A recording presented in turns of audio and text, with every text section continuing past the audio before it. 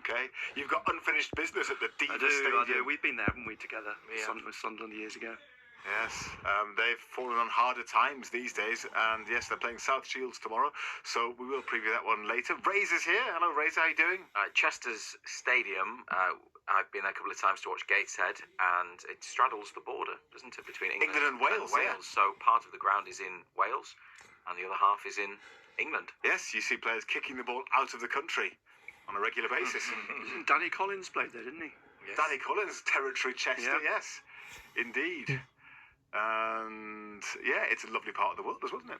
But yeah, they're coming to South Shields, so Colin's not going to be able to experience that, Colin and Dicker. Anyway, that's enough about Chester. We've got plenty more to talk about too, haven't we? It's the turn of Sunderland to start with this evening. So we'll hear from Régis Lebris. We haven't heard from him this week yet, looking ahead to the game at the weekend. So I imagine, Barnesy, that you also chatted to him about the transfer window as well, did you? I did, yes, I did.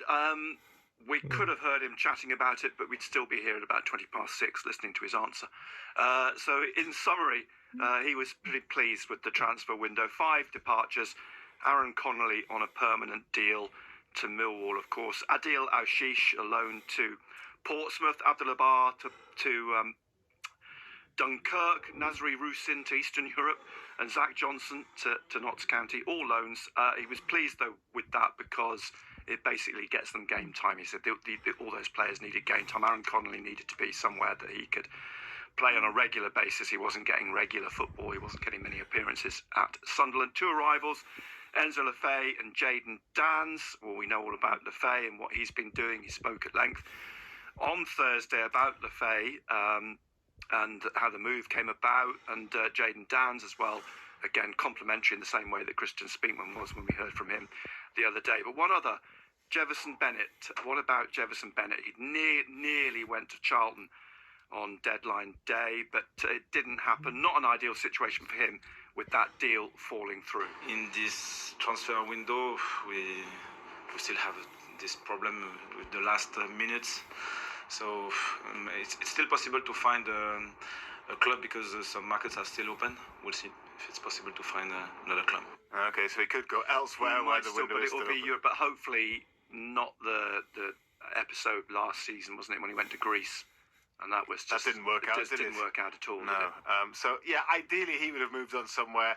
But Benno, those other players that Barnes mentioned there, I guess it's in everyone's interests that they do move on because none of them really sort of featuring around the first team. I mean, Zach Johnson might well come back a better player and feature in future. The others, you would wonder whether they'll end up moving permanently.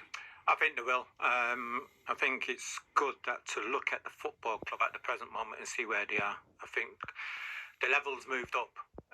If you go back maybe 12 months or 18 months ago, you would have said, yeah, the big parcel of the squad. But you've got to say the quality of the squad now is increased.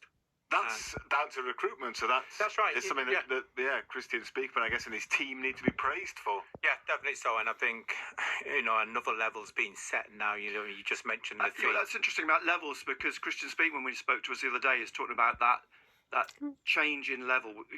We're going through the same process now at Sunderland as they did when they moved from League One into the Championship. The process now has gone up another level. They are now adapting to go from that Championship to Premier League level with the likes of Lefay and Isidore and these players coming through. They're going through that transition, if you like, that they went through and having gone from League One to the Championship. Yeah, and you're looking at the players and they're looking at the ones who you think can make that transition. Yes. And unfortunately, that's one reason why you've seen these players leaving the club. Yeah, I guess it's a ruthless business. Now, one other departure, of course, was Mike Dodds. So what did Régis Lebris have to say about him? Well, firstly, what was his view on his leaving and what happens next? Yeah,